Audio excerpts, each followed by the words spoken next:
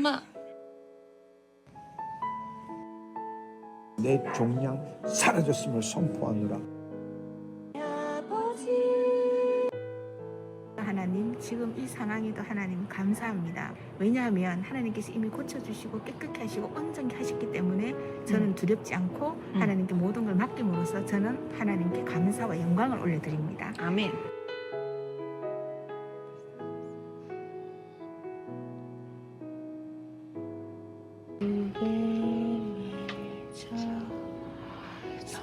선포하네. 주님이 함께하고 계십니다. 아멘. 인정케 하시.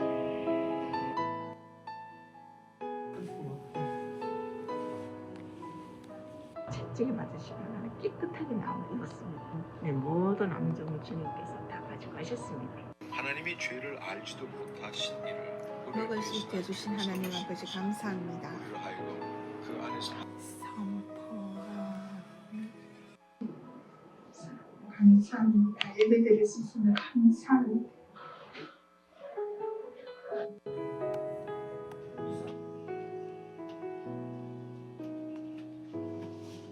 고쳐주신 주님 감사합니다. 하나님께 모든 영광 올려드립니다. 할렐루야. 하나님, 성들과 하나님을 경배할 수 있음을 감사합니다.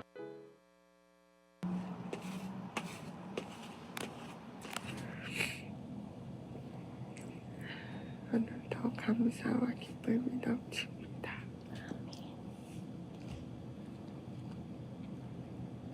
나는 하나님의 사랑입니다. 아멘. 맛있어요? 네, 맛있어요? 네, 맛있어요. 먹으세요. 먹으세요. 외국인이야? 12,000원짜리 아이스크림. 너무 비싸. 맛은 어때? 맛은 있네.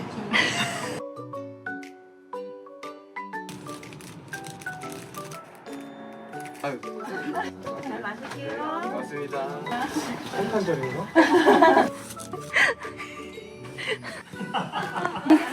잘 먹겠습니다. 많이 나눠주고 싶어. 근데 너무 행복하고 이렇게 감사한 줄 몰랐어. 하나님 역사가 시작됐어. 아버님의 삶에 하나님이 계획이 이미 시작됐고 하나님 일을 시작하셨습니다. 걱정하지 마시고 주님 품 안에서만 담겨서 진짜 받으십니다. 걱정하지 마세요. 아버님 걱정하지 마세요. 감사선 치료도 내가 받는 게 아니라 주님이 받으시니까 나는 주님 품 안에 꼭 안겨 있으니까 그래서 주님이 내 삶의 주인이십니다. 오늘도 주님이 내 삶의 주인이 되어 주셔서 감사합니다. 제 인생의 주인이 되어 주셔서 감사합니다. 주체가 바뀌는 네. 거는 내가 아니라 주님이 항상 내가 해야지. 여기서 그렇게 다 바뀌어요. 그리스도 마시고 그리스도 마시고. 이걸 보내드릴 테니까 아, 네네. 이것을 잊지 감사해요. 마시고 네. 매일매일 선포하세요. 하나님이 만져주셨습니다. 네, 아멘. 하나님이 만져주셨고 예수 그리스도 안에서 나는 신성한 강건함과 자유함을 누리게 되었습니다. 네, 저를 따라서 선포해 보시겠어요? 예수 그리스도 안에서 예수 그리스도 안에서 나는 나는 신성한 강건함과 신성한 강건함과 자유함을 누리게 되었습니다. 자유함을 누리게 되었습니다. 내 종량을 가져가 주셔서 감사합니다. 나음을 얻었습니다. 나음을 얻었습니다. 할렐루야, 하나님 찬양합니다. 지금 어떠세요, 지사님? 상태 진짜 너무너무 가볍고요. 날아갈 것 같아요. 진짜로. 할렐루야.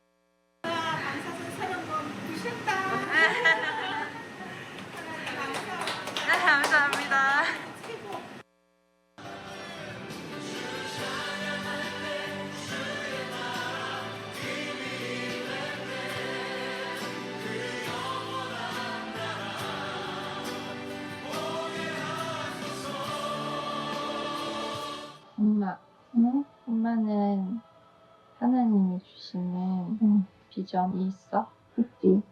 소원원 같은 거? 엄마를 살리셨기 때문에 어떻게 하나님이 내 삶을 역사하셔서 살리셨는지 가는 곳마다 내가 하는 간증이 아니라 내 안에 계신 예수님이 하시고 싶은 간증, 사람들의 심정이 바뀔 수 있는 진짜 간증을 하면서 살고 싶은 거. 그렇게 되었습니다. 아멘. 안녕하세요. 김소혜 자매입니다. 네. 지금 이 순간에도 운행하시는 성령 하나님께서 제 말이 아니라 그리스도의 말씀으로 나타나셔서 여러분에게 은혜와 생명을 전하게 하시길 간절히 기도드립니다. 어머니는 지금도 가끔 저에게 말씀하세요. 그 당시에 쓰러지셨을 때 목격한 사람이 제가 처음이었고 그 모습이 저한테는 너무 이제 발작 증세다 보니까 충격과 상처가 됐을까봐, 가끔은 트라우마가 됐을까봐 많이 걱정하시기도 하거든요. 근데 그때마다 제가 그렇게 얘기를 합니다. 엄마, 그거는 엄마에 대한 트라우마가 아니라 내가 주님과 연결되어 있다는 것을 한 번 더 깨닫게 하시는 초심 스위치야, 이렇게 말씀을 드립니다. 정말 가장 크게 다가왔던 건 엄마가 뇌종양이라는 사실보다 바로 주님께서 지금도 나와 함께하고 계신다라는 사실을 정말 믿음으로 받아들여질 수 있게 하나님께서 인도해 주셨다는 겁니다. 그래서 실제로 주님께서 제 삶에 행하신 일들을 몇 가지 간단하게 나누고자 합니다. 그중 첫 번째는 어머니가 쓰러지신 당시 그 순간 제가 하나님의 음성을 들었는데요. 그 순간에는 그게 너무 경황이 없다 보니까 주님의 음성인지 뭐 내 안에서 생각이 나오는 건지 알 수 없었지만 그거를 이제 나중에 확증시켜 주셨습니다. 어머니가 쓰러지고 119를 부르던 와중에 주님께서 저한테 말씀하신 것은 네가 낫고자 하느냐라는 음성이셨거든요. 근데 저는 그 순간 대답을 내가 하려고 마음을 먹기도 전에 제 육성으로 네 주님, 네 주님 이렇게 소리를 외치고 있는 제 자신을 발견할 수 있었습니다. 그리고 어머니가 실제로 수술하고 처음 드렸던 주일 예배에서, 그건 이제 강남 세브란스 병원 대강당에 예배를 드렸었는데 그때 당시 설교 말씀이 걸려져 있는 거예요. 베데스다 연못에서 38년 병자에게 주님께서 친히 먼저 다가와 주셨던 말씀, 네가 낫고자 하느냐가 그 주일 말씀 주제였습니다. 그때 저는 울면서 기도드렸습니다. 주님이셨죠. 주님이 그래 나야 이렇게 어루만져 주시듯이 말씀해 주시는 것이었습니다. 그래서 그때부터 2000년 전에 주님께서 하셨던 그 말씀이 동일하게 엄마와 저에게 나타나 친히 먼저 말씀해 주셨다는 사실을 깨닫게 되었습니다. 두 번째로 또한 주님은 어머니가 수술하는 중에도 제 마음을 만져주시기도 했습니다. 수술하던 당일이 영상에서 보셨겠지만 3월 12일 화요일이었습니다. 그리고 어머니가 중환자실에 계신 동안에 저 혼자 집에서 하루를 보내야만 했거든요. 면회를 할 수가 없었기 때문에. 그래서 라이브로 화요치유 집회를 볼 수 있었습니다. 그래서 집에서 혼자 무릎을 꿇고 울면서 기도를 했습니다. 슬픔이라는 감정이 올라오기도 했었지만 저는 정말 주님께 간절하게 기도를 드렸던 것은 엄마가 설사 만에 하나 나를 기억을 잘 못하시더라도 하나님 아버지를 잊지 않게 하여 주시옵소서. 엄마가 하나님을 향한 그 놀라우신 그 사랑과 정말 하나님을 인격적으로 만나게 하셨던 그 순간만은 결코 잊지 않게 하여 주시옵소서. 제가 다음날 중환자실에 면회를 가서 기도를 했을 때 아멘이라고 해주길 정말 간절히 울면서 기도드렸습니다.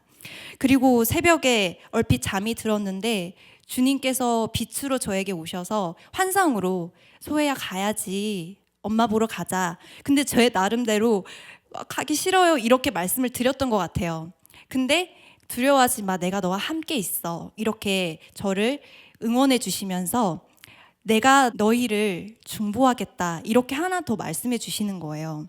그래서 그 순간에는 예수님께서 당연히 대제사장적으로 오셨으니 중보해 주시겠구나라고 생각을 했는데 실질적으로 그 중보 기도를 경험을 했습니다. 일단 제가 이제 엄마의 면회를 드리러 갈 때 내 안에 너무나 많은 염려와 두려움이 올라오는데 그것을 계속 자기 부인을 하며 입으로 택시를 타고 가는 내내 선포했어요. 염려는 죄다. 나는 염려랑 아무 상관이 없어. 나는 예수 그리스도의 자녀야. 엄마는 주께서 채찍에 맞으셨기 때문에 온전히 다 나음을 입었어. 이렇게 계속 선포를 하면서 갔어요. 그랬더니 중환자실에는 창문이 없는데 엄마가 앉은 병상 위로 환한 빛이 있는 거예요. 면회를 딱 들어가자마자.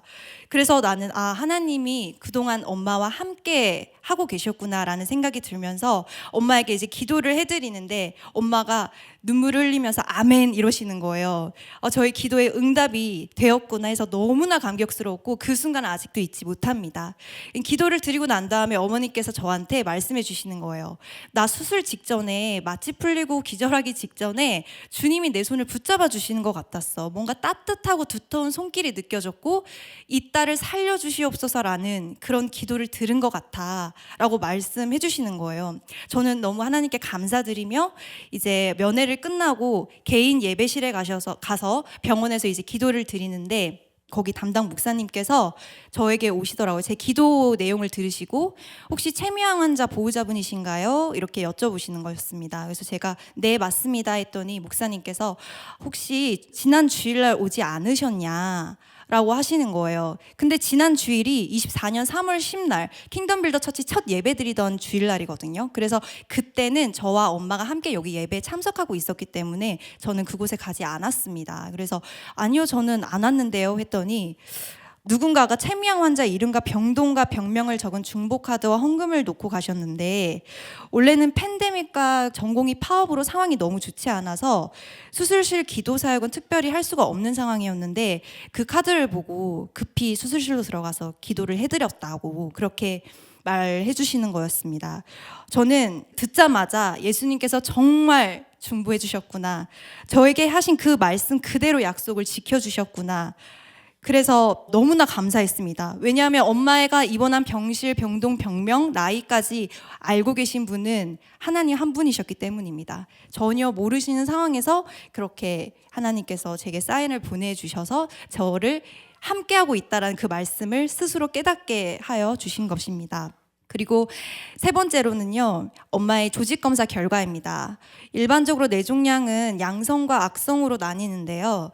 소위 말해서 악성은 뇌암이라고도 불리고 다른 암과는 달리 뇌암은 1기, 2기 기수가 아니라 WHO에 따른 등급으로 나뉘어요. 그래서 4등급 같은 경우에는 고등급 교모세포종으로서 등록에 따르면 평균 생존율이 1년에서 1년 반 정도입니다. 근데 이제 수술 직후 교수님이 저에게 다가오시더니 어머니의 등급을 4등급으로 예측을 하시는 거예요. 그래서 조직검사 결과가 이제 나올 때까지 최악의 상황을 염두에 두고 우리는 치료 계획을 세우자라고 하시는 겁니다. 근데 저는 그걸 받아들일 수가 없었습니다. 왜냐하면 말씀하셨기 때문에 주님이 너희 엄마를 내가 살리겠다라고 말씀하셨고 말씀에도 이미 그렇게 나왔기 때문에 주님께서 직접 중보하셨기 때문에 저는 그것을 받아들일 수가 없었고 3주 동안 어머니께 말씀을 드리지 않고 저 혼자 계속 선포했습니다. 말씀을 말씀대로 선포하고 하나님께서 보여주시는 놀라우신 그 사랑과 은혜를 제가 계속 그것을 잊지 않으려고 주님께 온전히 맡기는 3주의 시간을 보냈어요.